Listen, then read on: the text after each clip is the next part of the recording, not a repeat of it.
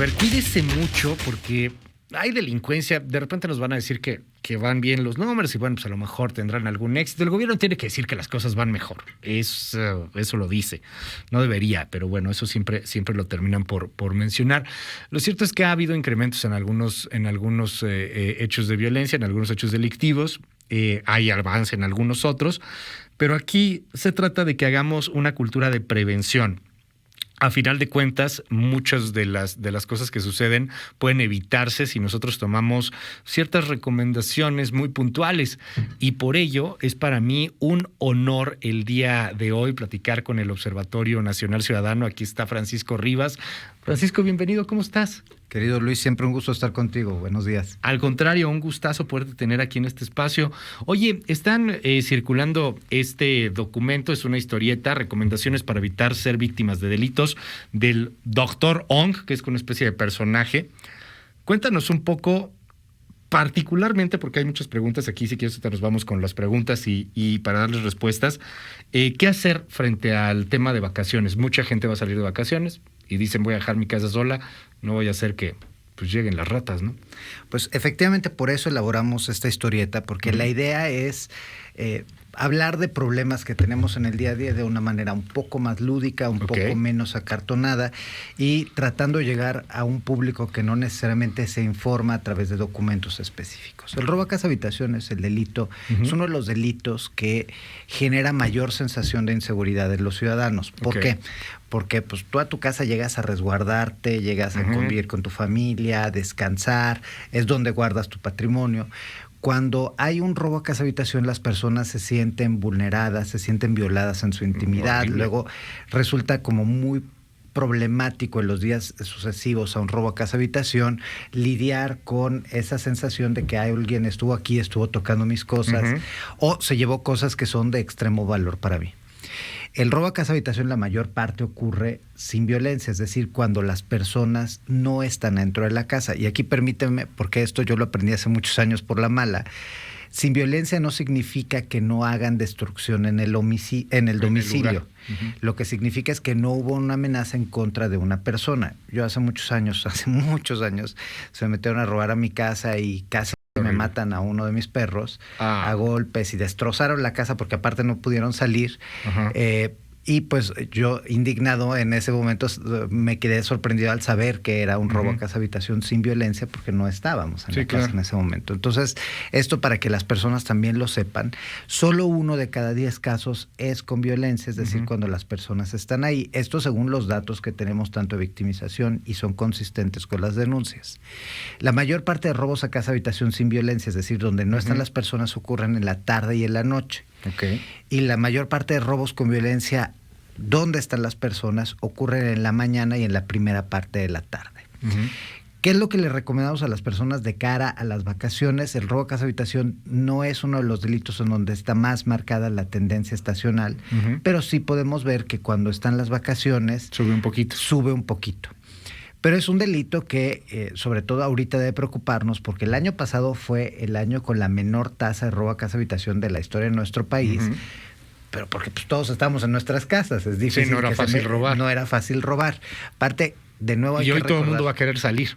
Y hoy todo el mundo va a querer salir, exactamente. Por eso lo decía, porque hay un rebrote, tanto en el aumento del robo a casa habitación, como en el hecho que las personas pues ya estamos hartos de estar en nuestra casa y queremos tener, pues queremos recuperar algo, un fin de semana, a donde sea. Y sí estamos viendo un crecimiento a partir de este año muy importante. Si tú ves la gráfica de tendencia, si hay ahora sí, literalmente un rebote de los números que bajaron tanto en 2020, en este 2021, la subida va empinada, lo que quiere decir que cada vez tenemos más robos a casa habitación. En el caso de robo a casa habitación sin violencia, estamos dándoles recomendaciones. El día de hoy vamos a publicar un video que va a estar disponible en nuestras redes, en donde precisamente te dice que en la medida de las posibilidades de las personas hay que instalar pues algún tipo de sistema que inhiba el ingreso. Las cámaras en absoluto son lo más efectivo, aunque no funcionen. Pero sí, porque es horrible ver cómo te robaron. Sí, es horrible verlo, ¿no? Pero el delincuente le tiene más miedo a ser captado en cámara ¿Ah, sí? que a los porteros, que a o sea, sí inhibe el hecho de la cámara. La cámara es lo que más inhibe respecto a todo lo demás, a excepción obviamente de rejas que sean de una particular hechura o de cierto tipo de candados, pero sí es importante tratar de generar más dificultades para que ingresen al domicilio. Okay. Como es un delito que ocurre muy rápido, tendencialmente, pues si tú le pones rejas, si le pones chapas, si le pones cámara, o sea, vas generando condiciones para que sea menos posible que la persona ingrese. Obviamente, en la medida de las posibilidades también, pues tener una caja fuerte, y tener una caja fuerte empotrada hace pues más probable que rescatemos nuestros bienes más preciados. Es importante no tener los documentos personales junto a los objetos de valor, porque a veces se los llevan nada más al inicio por la rapidez, y luego los acaban vendiendo y luego nos acaban robando la identidad. O sea, sale peor la cosa. Sí hay cosas que pueden suceder a partir del robo de un documento. Los delincuentes van principalmente por efectivo, tecnología y joyas. Y específicamente los relojes tienden a tener un mercado ilícito muy importante, mucho más que las joyas. En muchos casos las joyas las desmantelan y las venden por peso o en partes, efectivamente. Y aquí uno de los aspectos que en el observatorio impulsamos con muy poco éxito, en la pasada administración intentamos hacer un movimiento tanto con legisladores como con la propia cámara que existe de las casas de empeño. Debes saber que en España en algún momento también tuvieron un problema importante de crecimiento de los robos, sobre todo el robo a casa habitación. Entonces se generó una propuesta en donde si tú llevabas un objeto a empeñar y no contabas con la factura, entonces pues le tomaban foto a tu documento de identidad.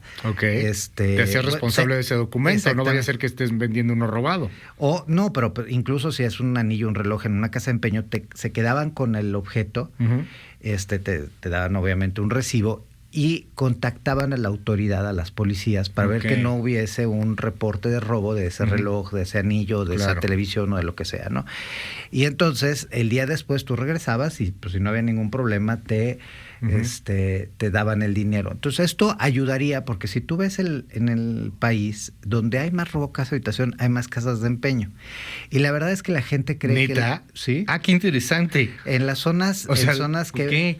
Y fíjate, o sea, parece ser que las casas de empeño están más en zonas en zonas de clase medio baja y baja, porque es un mecanismo pues precisamente de financiamiento para gente que a veces no tiene acceso a algún tipo de financiamiento o tarjeta, pero también tiene que ver en parte por la captación de... Se roba más en casas de clase media baja y baja que en zonas de clase alta. O sea, pues es que ahí tienes el edificio, las cámaras, el portero, la seguridad, un buen de cosas. O sea, porque aquí nos dicen, es que esos temas que luego es nada más para los ricos que están de vacaciones. No es cierto. Afecta más a la población de clase media y clase baja. En México, el robo está en la clase medio baja y baja. Mira. O sea, ¿por qué? Porque evidentemente, por ejemplo, en el tema del robo a transeúnte, cuando tú estás en tu vehículo, es cierto que los delincuentes prefieren una camioneta de lujo a un carro, a un utilitario, pero también en muchas ocasiones, al observar si en el vehículo de lujo traen vidrios pues con algún tipo de película o incluso blindados, se van a ir por es más difícil, delito más fácil, exactamente. Pero en el caso de robo a casa habitación, la cantidad de robos que ocurren en las zonas menos privilegiadas de la ciudad o del país son mayores respecto a los que ocurren en las zonas altas. Ahora, en el caso de robo con violencia, de robo a casa habitación con violencia, ahí sí tenemos que tener mucho cuidado. Generalmente los delincuentes ingresan porque engañan a las personas. Venimos de un servicio técnico. Acaba de pasar lo del ICI, ¿te acuerdas? Lo de esta situación en el Estado de México, si no me equivoco, pero y secuestraron ahí a la familia durante horas. Aquí en Lomas es muy frecuente que ingresen, porque pues ya se nos cayó la señal de tal compañía, o porque venimos a entregar un paquete de alguna de las hay paqueterías. Una fuga de gas, o están diciendo que hay una fuga de gas, venimos a checarlo. Exactamente. Entonces, lo primero que tenemos que hacer es no dejar que ingresen, que nos muestren sus documentos de lejos, porque luego nos podrían agarrar si nos acercamos mucho. Y ahí, pues, tomarle una foto y que sea muy evidente que le mandamos la foto a alguien, que le hablamos a alguien y luego contactar directamente a la empresa del servicio, porque si hay una orden de revisar el gas, seguramente la empresa va a tener conocimiento. Si hay una orden de revisar el internet de la zona, hay conocimiento. Y en el caso, por ejemplo, de los sistemas de telecomunicación, una de las cosas que hacen inmediatamente, sobre todo si hay cámaras o no hay cámaras, es cortan las cámaras y cortan, entonces te dicen, mira, no tiene señal. Entonces, eso hace que sea más creíble la mentira.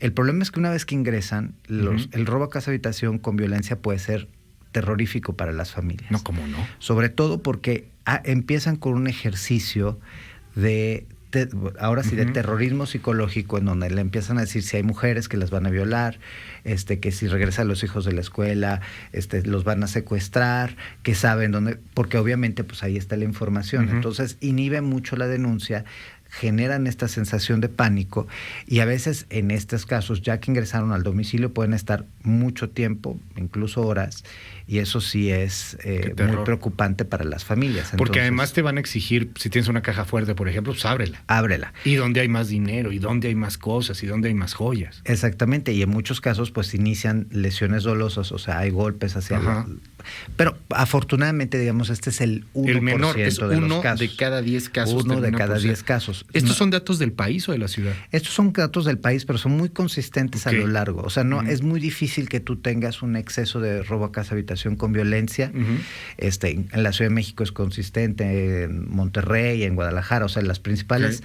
áreas metropolitanas. Ahora, este es un problema que no está principalmente en la Ciudad de México. Es decir, proporcionalmente respecto al número de habitantes, la ciudad que tiene la mayor problemática es Colima. Ah, mira. Y de ahí tenemos un municipio en Aguascalientes, tenemos municipios en Durango, es decir, no necesariamente lo tenemos en Ciudad de México. En Ciudad de México. Ahora, también ahí, este es un delito con una altísima cifra negra. Es decir, un gran número de no denuncias o de no investigaciones de la autoridad. Porque tú vas y denuncias. O sea, hablar a 911 no es suficiente. Si no se inicia una carpeta de investigación, el delito queda como cifra negra. O sea, sí necesitamos, sobre todo en casos, pues si se robaron un bien de valor importante o si hubo violencia, a fuerza. ¿Qué posibilidades hay de recuperar ese bien? La verdad son mínimas. Y aquí sí tenemos que decírselo a los ciudadanos. Pero aún así es importante ir y denunciar. Porque yo entiendo que el ciudadano promedio dice, pues ¿para qué voy a ir 3 horas? O más, pierdes todo el día. Y luego hay que darle seguimiento a la carpeta. No, y aparte, pues luego en muchas ocasiones, pues en el Ministerio Público te tratan muy mal. Muy mal. Entonces se burlan de ti, te dicen cosas que verdaderamente te hacen sentir como si el culpable que te hubieran robado eres tú. Entonces, pero ese ejercicio permite construir inteligencia y también permite exigir resultados. Para los ciudadanos sí es importante tratar de separar los documentos y sí quiero ser insistente con esto porque sí estamos teniendo también un aumento en el robo de identidad. Es decir, si yo me robo un pasaporte, si yo me robo una lo falsifico y hago un crédito a tu nombre, etcétera. Puedo sacar muchos créditos. Yo estaba hablando hace unos días con empresarios del área de automotriz. Por ejemplo, hay mucho tema de robo de identidad y entonces pues prácticamente sacan un carro con la empresa crediticia de la de la marca y luego pues la empresa pierde, aunque pues ellos están más tutelados por todo el sistema de seguros. Pero el ciudadano es el que más pierde, porque luego tiene que enfrentar una serie de problemáticas que tardan meses o años en resolverse. Entonces, que afectan a tu crédito, que te generan problemas en el trabajo. Entonces, sí es importante que tengamos esta distinción.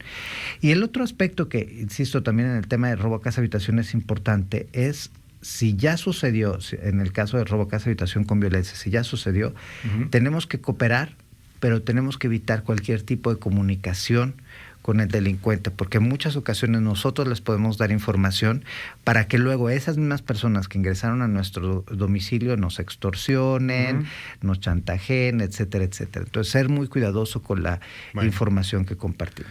Francisco Rivas, se nos acaba el tiempo, pero todas estas recomendaciones y además un chat directo, poder platicar, poder tener contacto con el observatorio, ¿cómo le hacemos? Pues mira, tenemos una línea de atención y tenemos un contacto vía mail que es atención.víctimas ONC, que son las siglas de Observatorio Nacional Ciudadano.org.mx, o nuestra página también, www.onc.org.mx. Y el área de atención a víctimas da apoyo psicológico y seguimiento. Todo es gratuito, evidentemente. Y seguimiento porque, pues te puedo decir, lamentablemente el problema es que vamos a denunciar, salimos pensando que tenemos una carpeta de investigación y no tenemos absolutamente nada. Entonces, en eso los ayudamos, estamos a sus órdenes porque este es un problema muy grave para las familias. Muchísimas gracias. Es Francisco Rivas del Observatorio Nacional Ciudadano.